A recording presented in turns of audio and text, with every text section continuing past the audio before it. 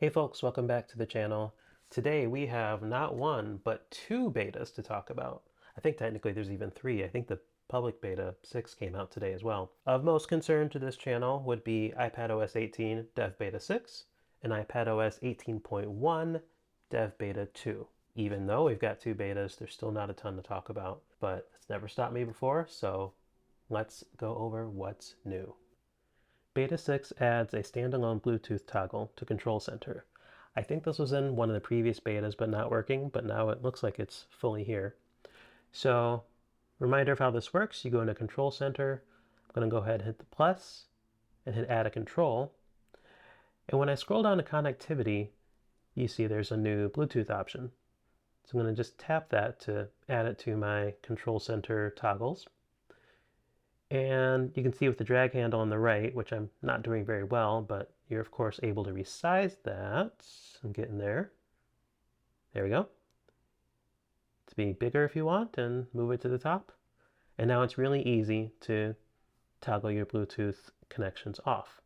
Now it looks like it works just like the one that we've had before, where it's not turning off the Bluetooth radio, it's just disconnecting you from your existing devices. But nonetheless, saving you a tap, which is pretty nice. It looks like some of the What's New launch screens are being reset in Beta 6. And I always love these screens. I don't think they have anything new on them, but if you haven't seen them yet, here's the one for Notes and for Translate and for the TV app and for podcasts. Speaking of new splash screens, the one in the Music app helpfully informs us that the Browse tab is now called New. I don't know if that makes any more sense, especially since I use that literally to browse for things, but I guess I browse for new things, so maybe that makes sense. I don't know, but it's a change. This one's actually pretty cool. It looks like you now have the ability to customize your tint, if you tint your home screen, per wallpaper or home screen. So for example, if I come in here and I'm gonna go ahead and go into edit mode for this wallpaper and turn on tinting, and I could go with this sensible white, but I think I'm going to make this really ugly. Let's do this, I don't know, pink, reddish pink. Is that what I think we're going to go for here? Just, there we go. Maybe it's red at this point. Anyway, okay, so we've got this red tint on this wallpaper. Let's switch wallpapers to a different one. Okay, we're in automatic here. So go ahead and go into the edit options. Again, customize. And I'm going to change this tint color, again, from the probably sensible default of orange here to, let's give it a blue, green? Let's give it a green. It's harder for, yeah, let's do green.